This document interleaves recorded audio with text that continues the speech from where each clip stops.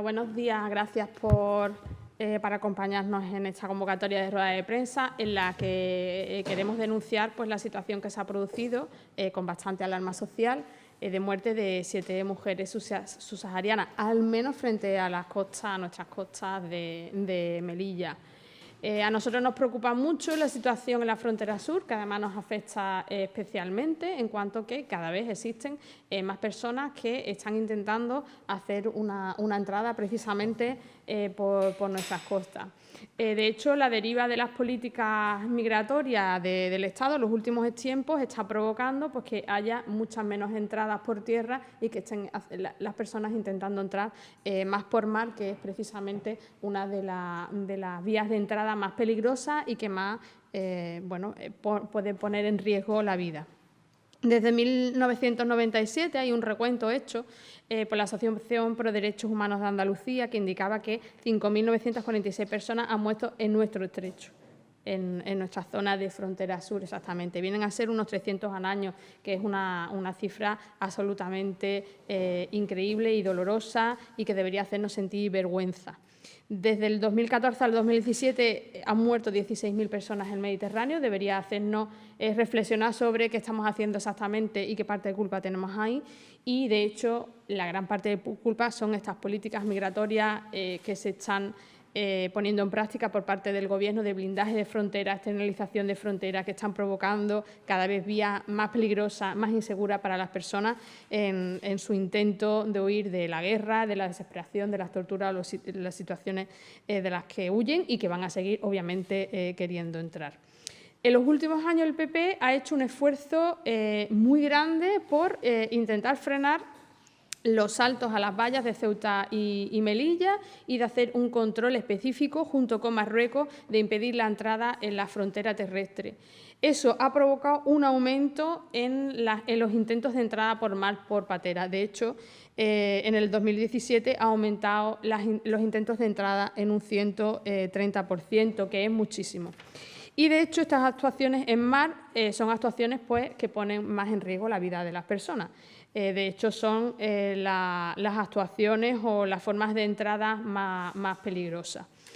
En los sucesos del 30 de agosto al 1 de septiembre hay una diferencia en las manifestaciones entre lo que sucede, una falta de transparencia por parte del Gobierno del Ministro del Interior, que además no se habla de explicaciones, sino que se las exigen, y los colectivos sociales que trabajan con los migrantes en el terreno y que además manifiesta que han hablado con los supervivientes. Estas diferencias de opiniones hacen que, por parte de la opinión pública y la falta de transparencia del Gobierno, al final se ponga en duda la actuación de la Guardia Civil. Y eso es culpa y responsabilidad directa del Ministerio del Interior, que no está dando ningún tipo de explicaciones ni de explicaciones claras de lo que sucedió. Por eso hemos pedido la comparecencia del ministro, tanto en el Congreso como en el Senado. El martes de la semana que viene, en el Pleno del Senado, le hago pregunta oral al ministro para que explique exactamente qué es lo que sucedió y la actuación concreta de la Guardia Civil. Y, hemos presentado una batería de preguntas que después lo comentaré y una proposición de ley para reforma de la Ley Orgánica de la Ley de Extranjería.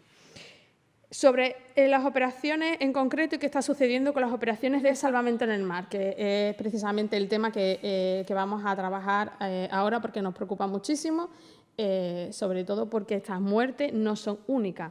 Estas nos impactan porque son las últimas y son muy recientes, pero no son las únicas y realmente es una barbaridad. Las operaciones en el mar son muy complicadas y, de hecho, cuando Salvamento Marítimo las realiza, Salvamento Marítimo no actuó en esta ocasión porque parece que no se les llamó. Normalmente no remolcan a las pateras porque son estructuras muy inestables que se pueden volcar. De hecho, parece que eso fue lo que pasó. Cuando se paran y hay demasiada gente, que es lo normal, pues muchas veces entran vías de agua. Entonces, lo normal es que Salvamento Marítimo recoja a las personas y las suba a las embarcaciones. Entendemos que siempre tiene que haber una actuación de salvamento marítimo. Una de las cosas que le vamos a preguntar al ministro, ¿por qué no intervino Salvamento Marítimo? ¿Por qué no se le llamó? Y siempre hay que aplicar lo que son las normativas, las operaciones de salvamento y no la ley de extranjería. De hecho, en el momento en que se detecta una situación de salvamento, siempre tiene que ser aplicable en nuestras aguas o en aguas marroquí el salvamento y no la ley de extranjería. Y una operación de salvamento debe paralizar precisamente la aplicación de la ley de extranjería. La realidad en nuestras aguas o en aguas marroquí. La práctica que denuncian muchos colectivos sociales y que nosotros hemos denunciado en las Cortes Generales es que en mar, no solamente además lo denunciamos nosotros, sino que también lo denuncia la Defensoría del Pueblo en numerosos informes anuales, es que las patrulleras de la Guardia Civil intentan que las pateras no lleguen a aguas territoriales españolas y le bloquean la entrada, a la espera de que aparezcan las patrulleras marroquíes con la intención de no tener que subirlos a sus barcos, no aplicar la legislación española, que supondría el tener que garantizar la aplicación del derecho de asilo, si es que lo solicitan, y llevarlos a puertos españoles. Esto es una práctica que se denuncia en numerosas ocasiones, que son devoluciones en caliente en el mar. Devoluciones en caliente que, por supuesto, no tienen ninguna cobertura legal y que, sin embargo, en la práctica, pues, el Gobierno la sigue utilizando.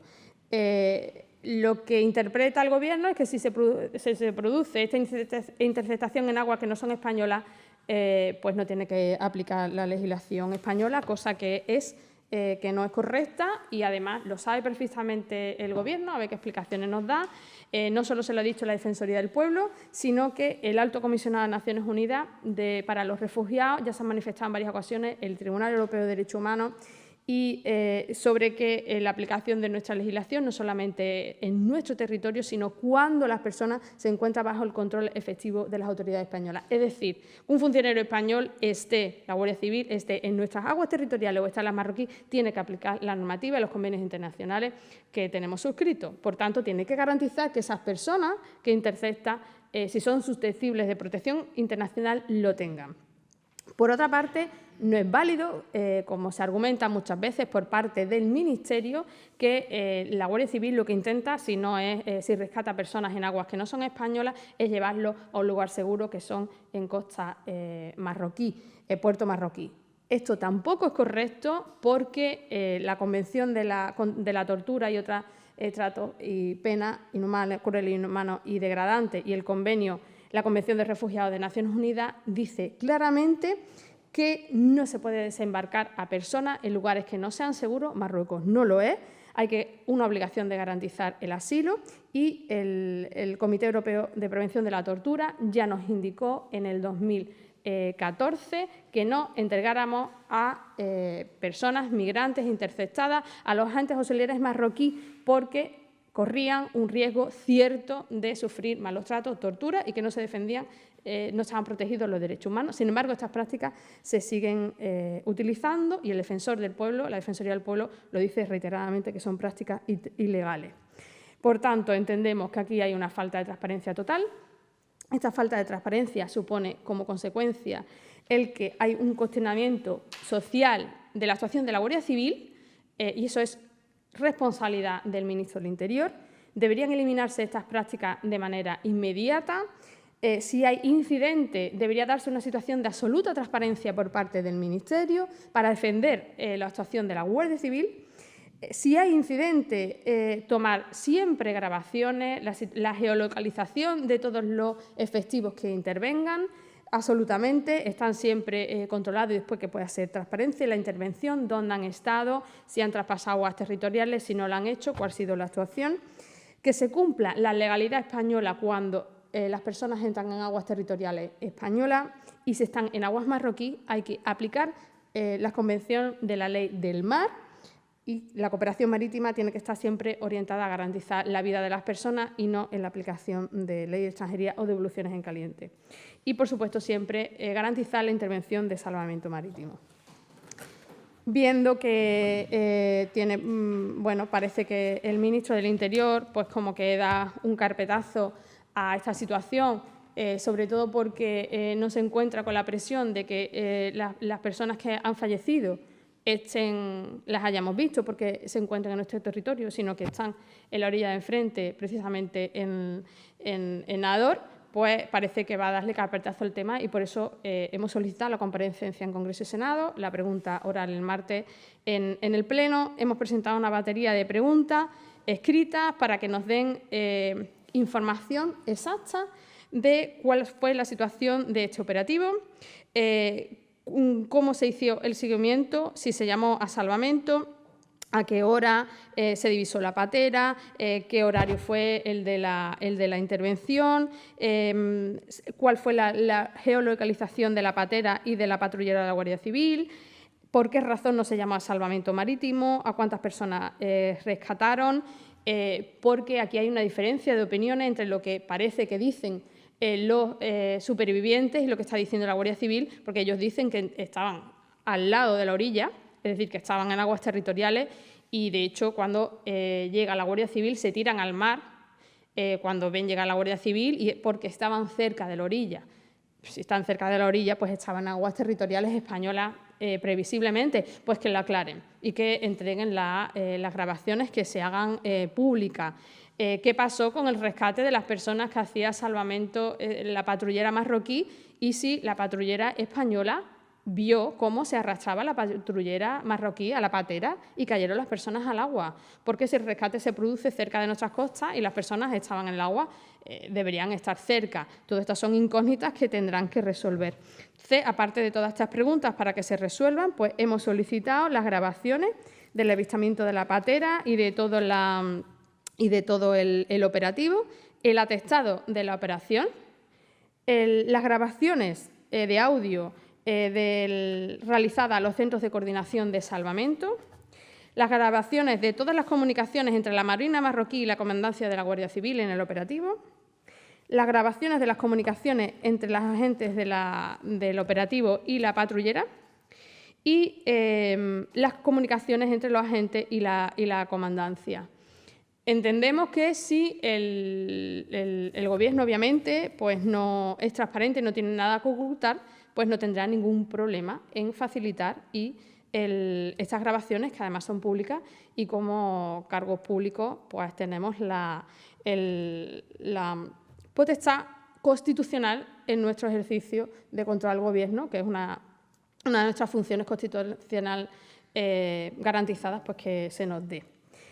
Y además vamos a presentar una proposición de ley para la reforma de la Ley de Extranjería y derogar las devoluciones en caliente. Una práctica absolutamente ilegal, pero que se sigue produciendo día a día, no solamente en las vallas, sino también en el mar, y que tiene pues consecuencias muy dramáticas que se ven día a día en Ceuta y Melilla, sobre todo, pero que desgraciadamente pues vemos en el mar con la muerte de las personas. Conseguimos, a través de una moción y proposición no de ley en el Congreso y en el Senado, aprobarla en el Congreso por mayoría. Sin embargo, el PP pues, no ha hecho nada para derogar estas devoluciones en caliente, por lo tanto, damos un paso más y presentamos la proposición de ley. Lo que estamos solicitando es que, en cuanto que, aunque la Ley de Extranjería y la disposición adicional 10ª, que es a la que se acogen para la práctica de las devoluciones en caliente, en realidad no da cobertura a estas prácticas ilegales, porque la ley lo que dice es que en todo momento habrá que garantizar la protección internacional de derechos humanos de las personas que intentan traspasar los elementos de contención fronterizo. En el mar exactamente igual. Sin embargo, esto, como en la práctica no se realiza, pedimos la derogación y que en vez de este procedimiento específico, expeditivo de rechazo en frontera, pues que se aplique el de devolución, que es el que había antes, que bueno, es un procedimiento rápido, pero que tiene garantías. Tiene garantías, entre otras cosas, porque supone la asistencia letrada, intérprete, un plazo mínimo de alegaciones, que son 48 horas, y al menos que las personas tengan unas garantías y un procedimiento regulado y claro, que esperemos que salga adelante. Por mi parte, abierta a vuestras preguntas.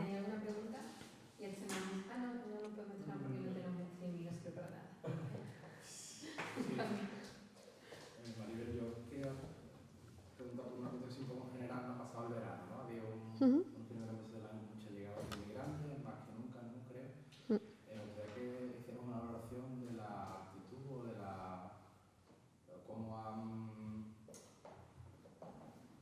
cómo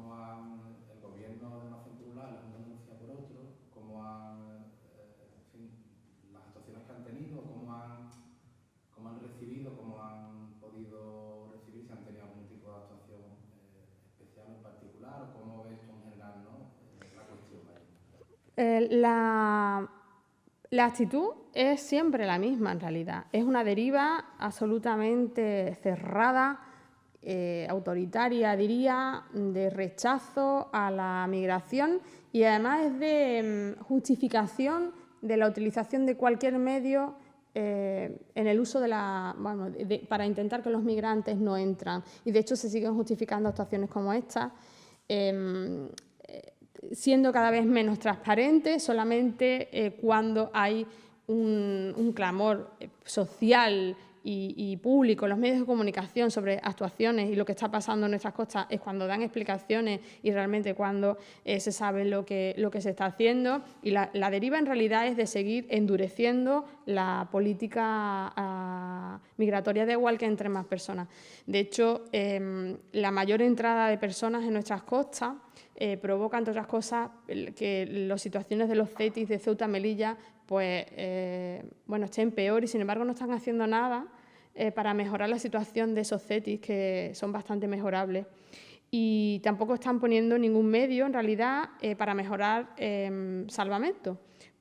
Y la atención primera a las personas que llegan en patera. Existen muchas denuncias en cómo se está tratando a las personas que llegan en patera en nuestras costas, en el sur, en la frontera sur, que son subsaharianos, muchos demandantes de asilo que vienen de conflictos internacionales, muchas mujeres, muchos niños y, por ejemplo, la situación de primera atención que hay en Motril o en Málaga no es la deseable, no se ve que hagan nada por ello, o sea, no tienen una idea de salvar a las personas, sino de rechazarlas claramente. Este es el ejemplo de lo que ha podido pasar en estas muertes. En general es lo mismo y ahí tenemos un problema.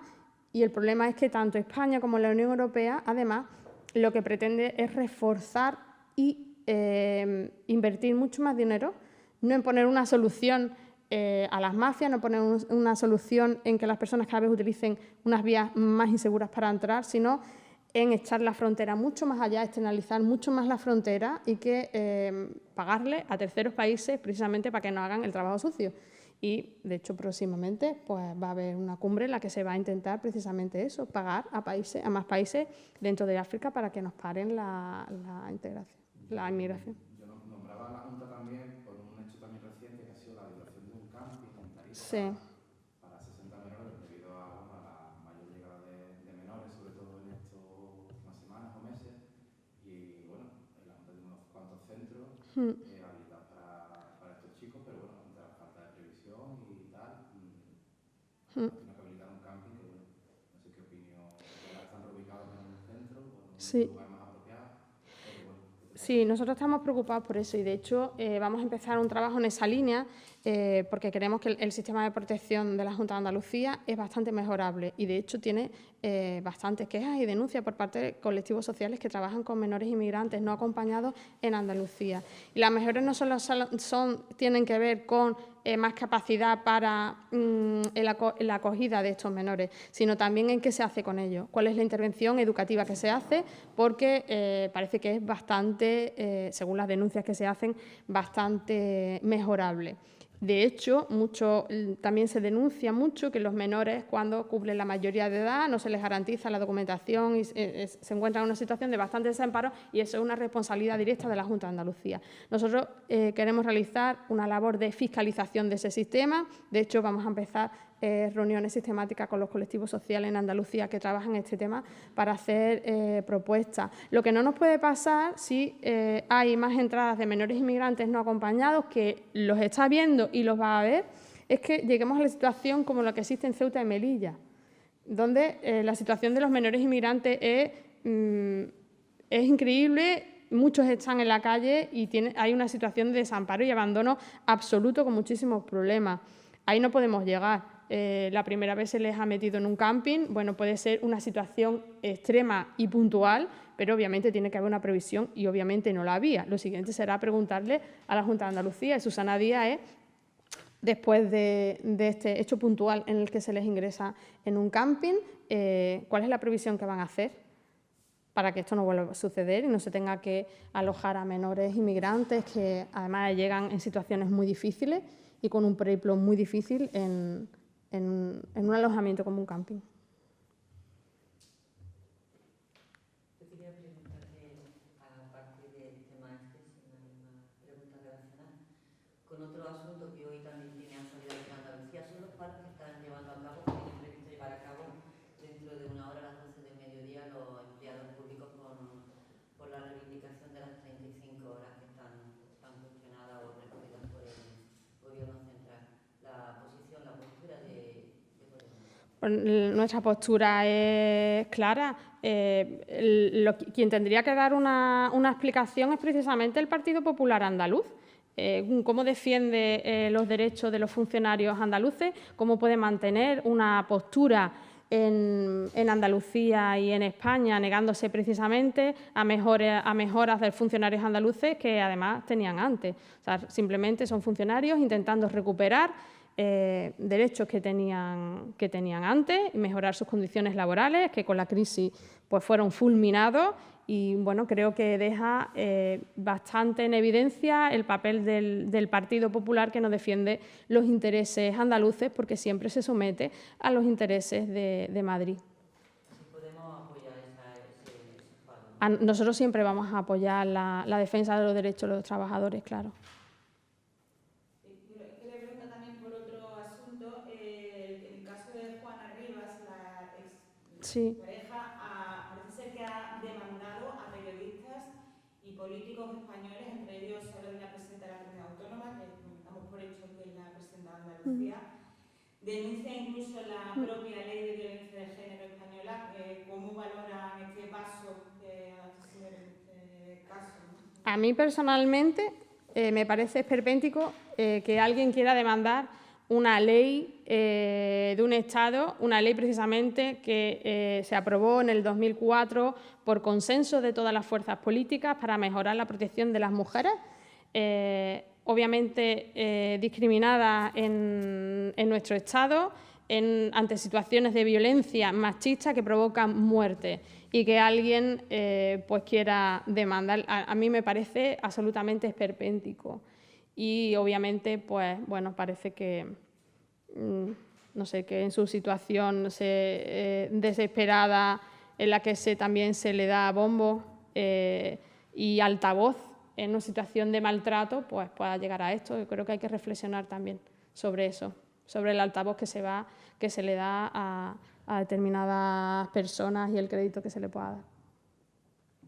Como jurista, ¿qué posibilidades jurídicas tiene una denuncia de ese tipo contra una ley española en otro país? Pues entiendo que no va a tener absolutamente ninguna. Me parece más una operación de, bueno, como diría, no de circo, pero sí una operación de comunicación estrella, ¿no? y poco más. O sea, es bastante increíble. Sobre otro asunto totalmente distinto, quería saber cómo la visión de Podemos Andalucía del paso que se dio ayer en el Parlamento de Cataluña, el paso que se dio y cómo se dio, ¿no? Como de lo que vimos ayer. A mí me parece que el Partido Popular ha llevado hasta el extremo la crispación y la crispación y el enfrentamiento, y provoca situaciones como la que vimos ayer. Creo que el Partido Popular es exactamente el culpable de estas situaciones en las que los posicionamientos están cada vez más polarizados, cuando la realidad es que hay un clamor, una mayoría, un deseo mayoritario parlamentario del Parlamento catalán y de la gran mayoría de la sociedad catalana, porque quieren decidir y quieren dar su opinión. Pues ayer fue un paso más en ese clamor social de querer decidir. Es un problema político, no es un problema jurídico, que se tiene que solucionar con diálogo y con consenso, cosa que está claro que el Partido Popular no quiere y que además está buscando esta polarización y este enfrentamiento. ¿Alguna pregunta más? Sí, vamos, por último. El tema del impuesto de sucesión en Andalucía, que además parece que está condicionado, que va a condicionar la aprobación de los presupuestos.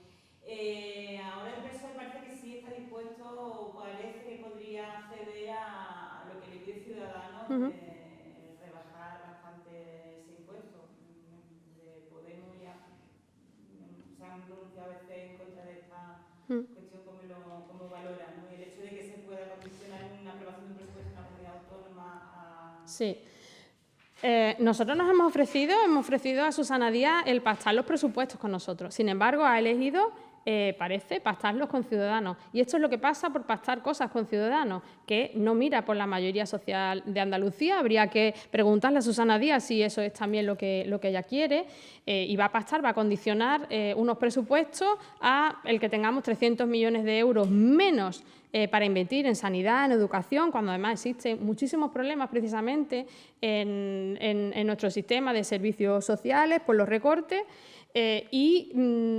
Bueno, lo que defiende Ciudadanos es que una familia de 5 miembros que gane 5 millones de euros no tenga que pagar el impuesto. Eso es realmente lo que defiende Susana Díaz. Eso no es defender los intereses de la mayoría social, es defender los intereses de una minoría privilegiada, y es a lo que está vendiendo Andalucía Susana Díaz. Tiene una alternativa que es pactar con nosotros, está en su mano, pero bueno, pues está claro cuáles son los intereses que son más personales, electoralistas, que defender el interés de la mayoría social andaluza.